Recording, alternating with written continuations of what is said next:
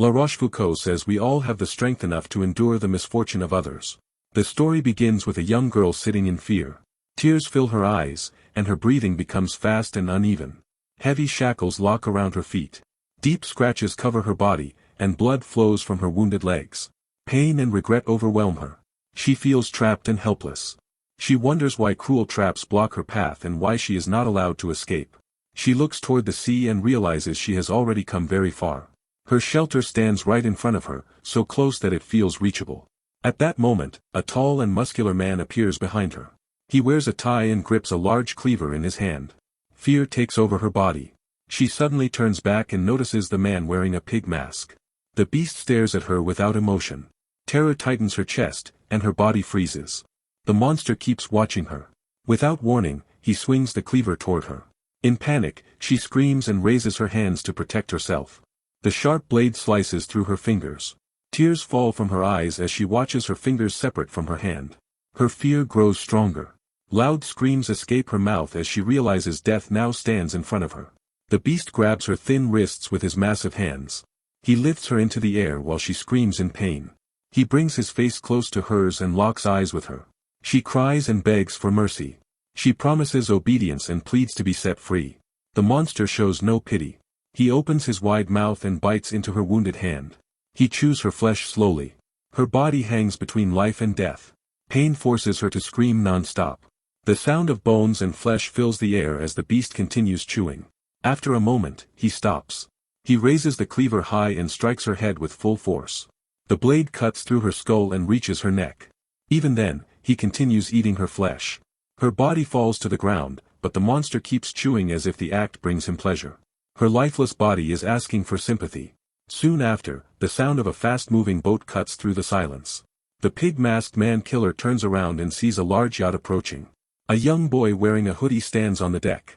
Blood stains the killer's face as he looks toward the boy. On the yacht, the boy holds his phone and struggles to find a signal. Suddenly, an uneasy feeling passes through him. He turns toward the island's forest, but nothing appears. He softly wonders why it feels like someone is watching him. The beast reaches a high cliff. He holds the girl's body in one hand and the cleaver in the other. In a low voice, he spreads the message that only death exists on this island. He speaks with cruel satisfaction, as if thanking fate. The island is large and surrounded by the sea. A thick jungle covers every part of it. Nearby, the yacht passes close to the shore. Inside the forest, the beast runs alongside the boat while carrying the girl's corpse. On the yacht, Takahashi remains lost in thought. From behind, Fuji asks why he looks so worried. Laughingly, Takahashi explains that he felt someone watching them from the island. Fuji reacts playfully and wonders if it could be a cute guy. Takahashi denies it and explains that nothing appeared when he looked again. Kuraki, a girl wearing glasses, suddenly suggests it could be a ghost. Both turn toward her in shock. Kuraki calmly continues reading her book. She explains that the spirits of people who lived on this island long ago follow visitors who come from outside. Fuji and Takahashi laugh at her words. Takahashi jokingly thinks this means they have walked into a dangerous trap. Kuraki becomes nervous. Takahashi looks amazed. Moments later, Kuraki covers her mouth and runs to the edge of the yacht to vomit. Fuji comments that such things happen when someone reads on a moving boat. A tall boy warns everyone not to dirty the yacht. He explains that he borrowed this cruiser from his father just for them. Tomoko, a small girl with a cute face, looks toward the driver. The boy adds that his father would scold them if the yacht gets dirty. Nearby, Aino takes photos. Fuji apologizes and teases the seniors for caring more about the boat than their juniors. Tomoko laughs softly. Takahashi watches her quietly. Takahashi explains that they are all part of a research society from university. They study abandoned areas. This island is known for its ruined and deserted villages. The yacht belongs to Higashi's family. They have come to explore a destroyed settlement on a deserted island. Everyone becomes excited when they spot an old tower. Aino takes pictures and says it feels like time stopped here.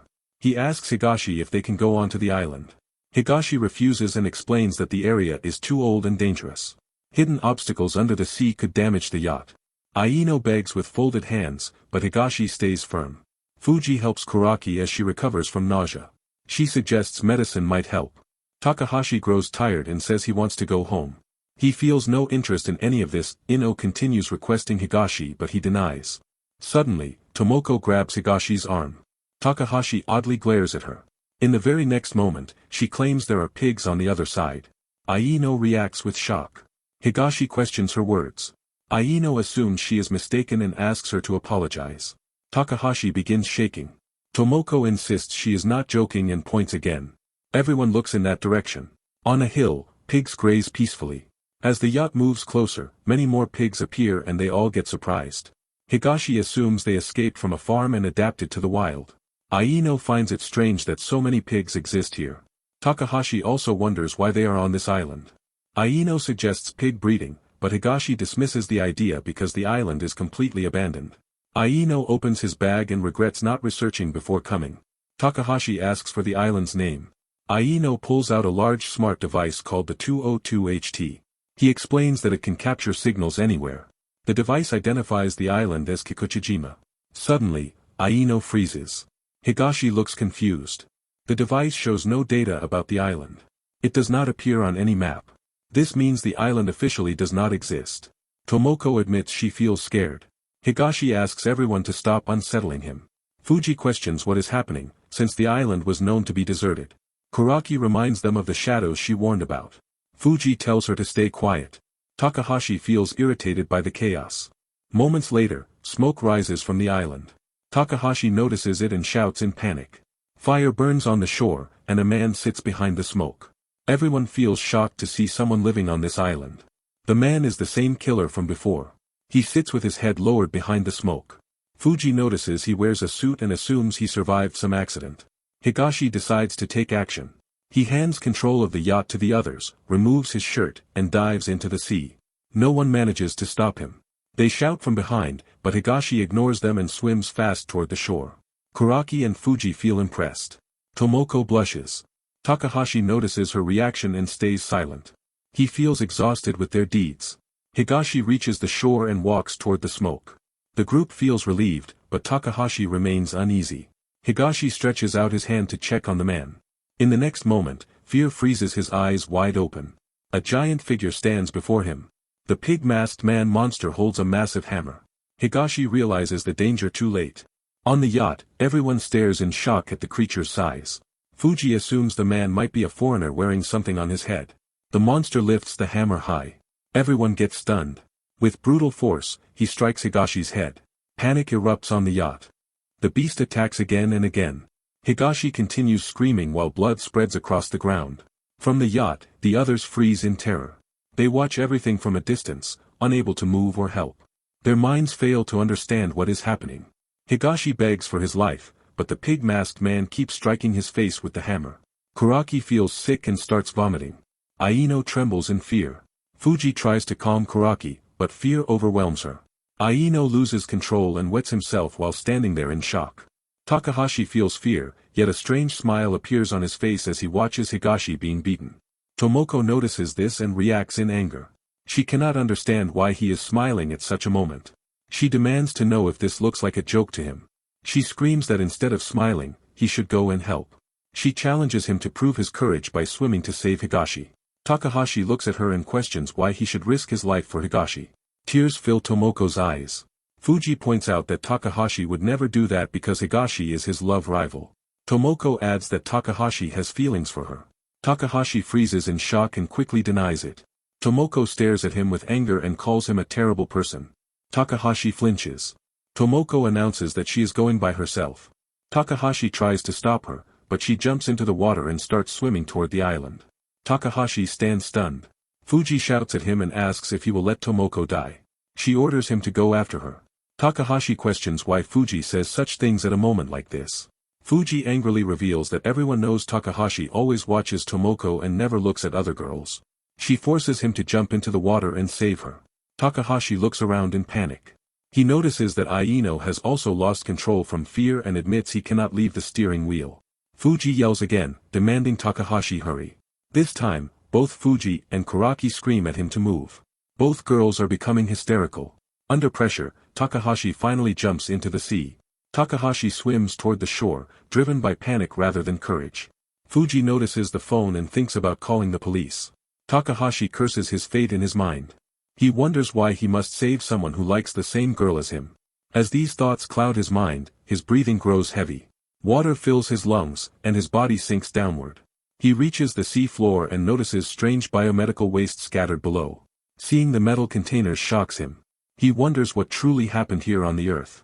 On the yacht, Fuji tries to turn on the phone, but it does not respond. Aino explains that the battery may be dead, but anyhow it was fully charged earlier. Kuraki looks into the water and notices several sunken boats below. Their yacht passes dangerously close to the wrecks. She screams to warn the others. Before they can react, the yacht speeds up and crashes into a submerged boat. The balance breaks, and all three fall hard onto the deck. Meanwhile, Takahashi reaches the shore with heavy breathing. He finds the island disturbing and strange.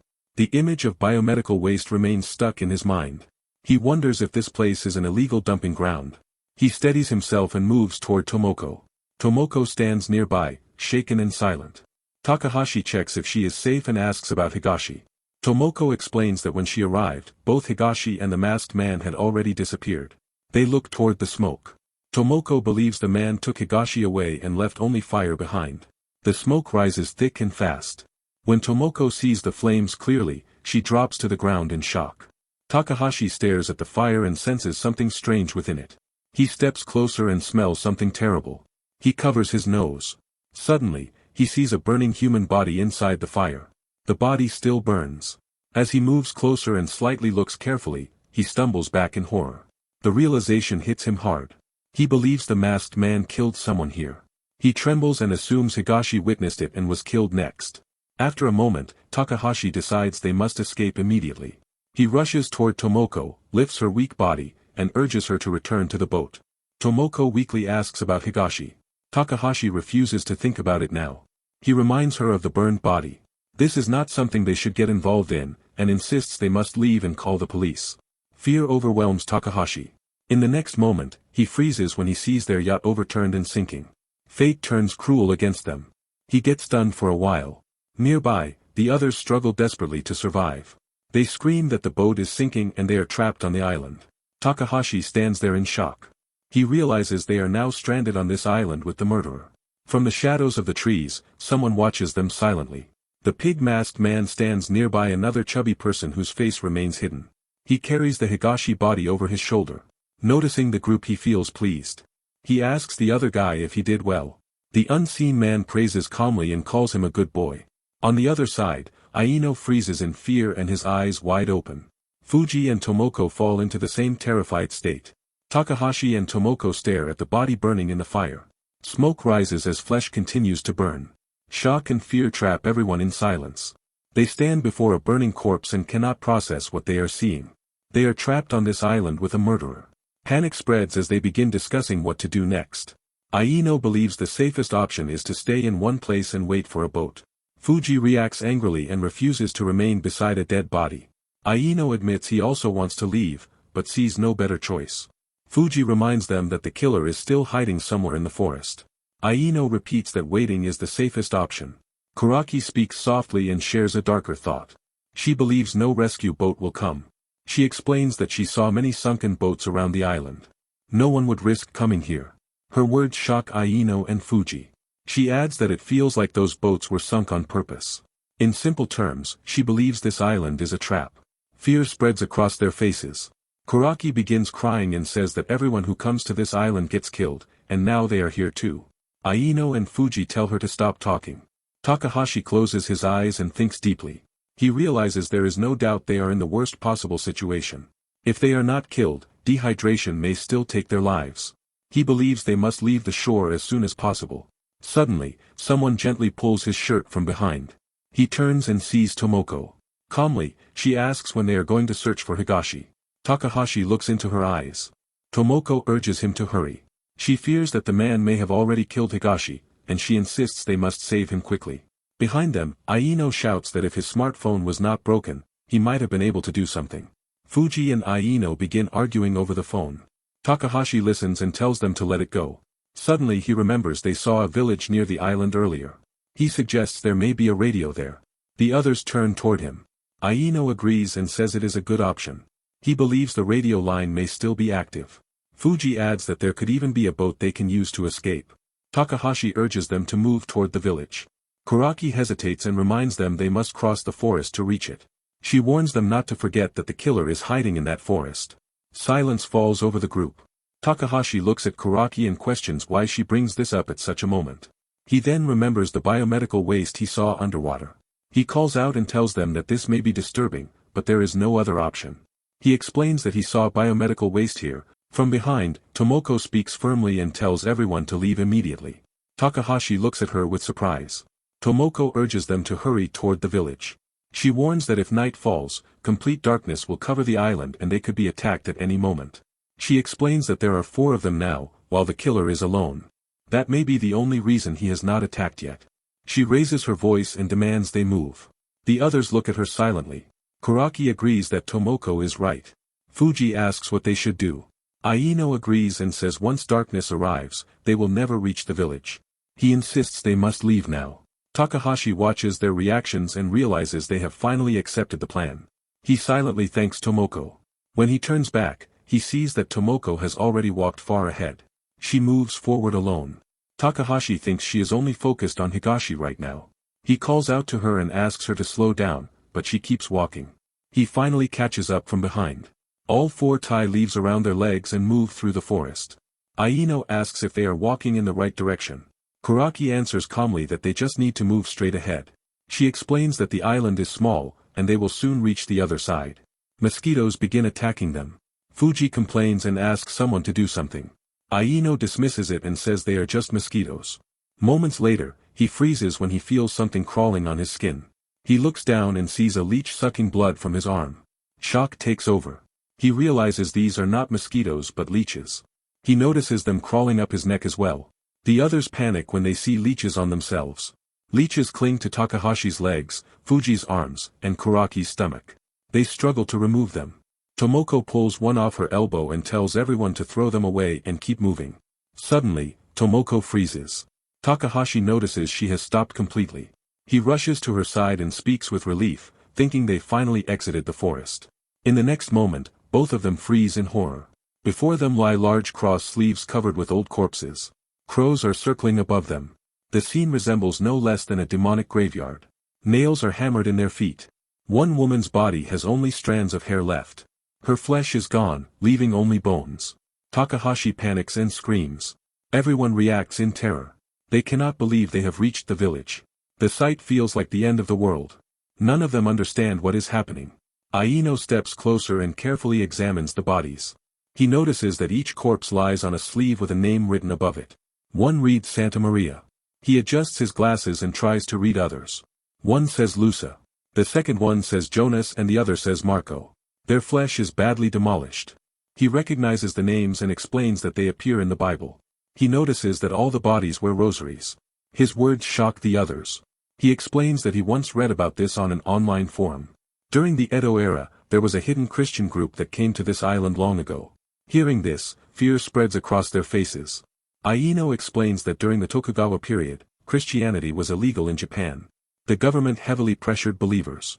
Many Christians fled and hid. One group escaped to this island. Because they had no priest, their beliefs slowly changed. Over time, during the Meiji period, Christian missionaries came to Japan and were horrified by what they found. These people offered humans as sacrifices to God. They consumed human flesh and drank human blood. The group listens in complete shock. Aino adds that the Tokugawa shogunate once mentioned this belief as an urban legend religion during one of its campaigns. Takahashi finds it hard to believe such a legend could be real. Fuji screams in disbelief and questions whether this island truly exists. Sweat runs down Aino's face as he admits they may have entered a lawless place where no rules exist. Crows circle above as silence surrounds them. Tomoko struggles to understand everything she hears. Suddenly, she notices another body. This one still has hair on its head and a beard on its face. The body looks thin, but fresher than the others. She softly says that the body still looks alive. At that moment, the man opens his eyes. Tomoko gasps in shock. The man slowly turns his neck and looks at her with widened eyes. Tomoko screams unconsciously. The others ask what happened. She tells them that the man on the slab is alive. The man opens his eyes wider and looks at them. Fear grips everyone. He cries and hopes they are not from this island and not connected to those strange people. The group stares at him in silence. They quickly remove him from the cross. Relief fills his face. He feels grateful to be saved and has almost given up hope for a miracle. He repeatedly thanks Takahashi and asks where their boat is. Takahashi looks at him uneasily. The man desperately asks them to let him use their boat to escape. The group exchanges worried looks. Aino speaks from behind and explains that the boat sank after colliding with submerged wrecks. He admits they are now trapped on the island. The weak man holds his head in despair. He thought help had finally arrived. Fuji assures him that they are all in the same situation now and must help each other survive. Aino introduces them as university students who came to study abandoned areas. He forces a weak smile and says he is glad they found another survivor. Tomoko suddenly notices something strange. She points out that nails are not driven into the man's feet, unlike the other bodies whose hands and feet were nailed. Takahashi looks at her in shock. Aino asks the man if he was involved with the same boat. The weak man denies it. He explains that he was brought here by force. He failed to repay a debt, so the mafia abandoned him on this island. Everyone freezes there as they hear about the mafia. Takahashi asks in shock if the people behind all this are truly mafia members. The man confirms it and explains that a group of mafia brought him here. He adds he was not alone. Many people like him were dragged to this island by fate. Some failed to repay their debts and could not escape the mafia. Among them were a student running a political campaign, a journalist exposing corporate and political scandals, and several elderly people abandoned by their families. All of them were brought to this island and left behind. A thug tied everyone's hands. One by one, he killed some people and spared others. Those who were spared were thrown onto the shore alive. Everyone felt terrified and began screaming in panic. The thug badly kicked a shivering old man and threw him into the sea. When the survivors reached the shore, they froze in fear. Standing in front of them was the pig-masked man. He waited calmly with a chainsaw in his hands. It seemed as if he had been already informed of their arrival. Their hands were still tied. The pig-masked man looked at them and started laughing. He pulled the cord and turned on the chainsaw. When they looked back, they saw the mafia boat moving away from the shore. The pig-masked man charged toward them while revving the chainsaw. In his hands, the chainsaw became a clear symbol of death. Everyone screamed in terror. He ran toward a young woman as the others scattered in panic. The girl stood frozen in fear. She lost control of herself and wet her clothes. The pig-masked man swung the chainsaw violently. Blood sprayed everywhere. The girl screamed as, within seconds, her left arm was cut off. Blood poured from her wound as she cried in agony. The pig-masked man revved the chainsaw again and split her head down the middle. Her body collapsed as blood scattered across the ground. The man explains that everyone lost their senses for a moment after witnessing such horror. After that, they were kept alive, but their desire to escape completely died. He explains that this island is a human disposal site for the mafia. No one is meant to leave. Hearing this, Fuji and Kuraki cling to each other in fear. They regret ever coming here. Aino wonders if the police know about this place. The man calmly explains that he already said this island is used for people considered a threat to the government. There is no chance the police will come to save anyone. Aino freezes and realizes the meaning behind those words. He understands that the government itself is involved. The man quietly explains that this island is a human wasteland and its existence is a secret. That is why it does not appear on any map. Takahashi listens silently. He begins to realize that not only people are dumped here, but nuclear waste as well. Tomoko then asks why he earlier said they were kept alive on purpose. Everyone turns toward her in surprise. She calmly explains that the pig-masked man does not kill everyone at once. She notices that this man's body is different from the others. No nails were driven into his body. This suggests that the pig-masked man never intended to kill him. Tomoko reaches a shocking conclusion. She believes the man is a partner of the pig-masked man killer and was tied up for a mistake he made. Everyone freezes after hearing this. The man closes his eyes and admits that she is very sharp. He reveals that he is a caretaker. Hearing this word, everyone, including Tomoko, is left stunned. The scene shifts to Higashi. His face is badly torn, and his body hangs upside down. Voices echo nearby. The pig-masked man looks at Higashi's face and slowly licks his lips. The room is filled with corpses and bloodstains. The people lie with their hands tied. Other side, the caretaker explains that the pig-masked man does not kill his captives quickly. He enjoys torturing them first and slowly killing them. After killing them, he eats them. Everyone stands frozen in horror. Aino struggles to believe it and wonders if the man truly eats people. The caretaker explains that it is only his assumption, but all signs point to cannibalism. This explanation terrifies them even more. The caretaker adds that this is why there are no bones or remains found on the island. The pig-masked man is extremely useful to the mafia. He explains that because he himself is thin and bony, the pig-masked man did not find him appealing to eat. That is why he was spared and given the role of caretaker. He explains he once helped a woman escape. As punishment, the pig-masked man tied him to a cross. He speaks of this with a faint laugh. This strange laughter deeply unsettles Takahashi. He believes the man's mind may have broken under these conditions. Tomoko softly states that Higashi is still alive. She believes he has not been killed yet because the pig-masked man does not kill immediately. Takahashi looks at her with cold eyes. The caretaker then explains that the village lies ahead. When everyone looks toward it, they freeze in shock. The entire village is destroyed. Buildings are collapsed and crushed. Everything lies in ruins. It looks like complete devastation spread across the area. The caretaker suddenly looks up at the sky. Darkness slowly spreads as evening approaches. He calmly states that sunset is a very bad sign. After that, everyone goes to the sea to catch fish. All of them feel excited while holding fishing rods, except Takahashi. The others happily throw their lines into the water. Takahashi stands quietly with a gloomy face. He suddenly looks back toward the village and realizes there is nothing there. The only thing they find is a single water tap that is still running. There is no boat and no telephone for contact. Kuraki tries dialing a phone, but the line is dead.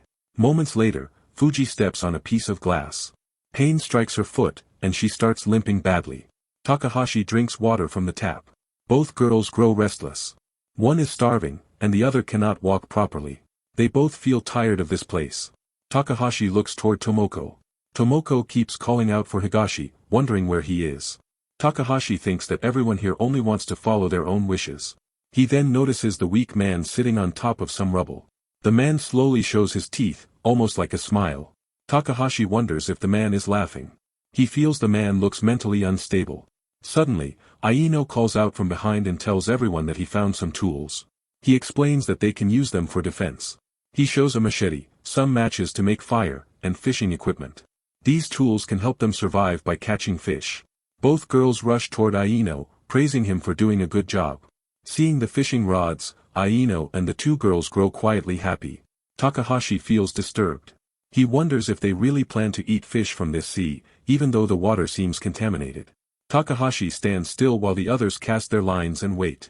Aino calls out to Takahashi and urges him to hurry and start fishing as well. Takahashi finally throws his line into the sea. In the next moment, he feels surprised when he sees Tomoko sitting nearby with a sad expression.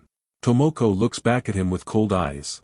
Takahashi wonders if she feels upset because they chose to fish instead of searching for Higashi. Suddenly, a fish gets caught on one of the rods. Takahashi quickly looks over. Aino reacts with excitement, noticing that it is a large fish. Soon after, more fish get caught on the other rods as well. Everyone feels relieved that they managed to find food. Then Takahashi feels his own rod being pulled. A fish is caught on his line too. Soon, every rod has a fish on it. From a distance, the weak man watches them fishing. He stares at them with cold eyes. He then looks down at his own hand and notices small, blister-like bumps forming on his skin. Shock spreads across his face, and he appears deeply disturbed. When they pull the fish out and place them on the ground, everyone freezes. The fish do not look normal. Their bodies appear strange and deformed. Aino comments that this place feels cursed, as if some disaster has struck it. Takahashi feels relieved, thinking at least they may not have to eat these fish. However, Aino suggests they eat them anyway. The two girls react in shock when they see the deformed fish. Still, without stopping, the two girls and Aino begin roasting the fish. Kuraki explains that similar fish are sold at cheap sushi restaurants or grocery stores. After discussing it together, the three of them decide to eat because they do not want to starve any longer. Takahashi is stunned when he hears this. The three of them sit together and cook the fish. Takahashi watches them and repeats the same thought in his mind that everyone here only does what they want. He looks up at the sky and sees the moon shining among the stars. With difficulty, they light a fire and cook the fish in an old container. They use bowls they find nearby and start eating with enjoyment. Takahashi stands at a distance and watches. Aino praises the taste and says such fish should be sold at a hot spring restaurant. Tomoko quietly watches them as well. Takahashi thinks that the three of them may be slowly losing their sanity. Suddenly, he looks down at his own bowl and freezes. Strange bumps cover the fish's skin. The fish is clearly deformed. Still, he ignores it, quickly eats it, and swallows without thinking. He believes that all of them are slowly going insane. The weak man asks if the fish tastes good. Takahashi looks down at his bowl again. The weak man approaches him and calls out to him while hiding his hand. Takahashi notices the swelling on his hand and asks about it. The man casually explains that he hit it against something and claims there is nothing to worry about. He quickly changes the subject and asks again about the taste of the fish. Takahashi feels confused but admits that the fish tastes fine, even if it is hard to believe. The man responds that another boy said the same thing earlier, just like everyone else. Hearing this, Takahashi looks at him with suspicion. The man explains that one day, a strange fish mixed in with a fisherman's catch.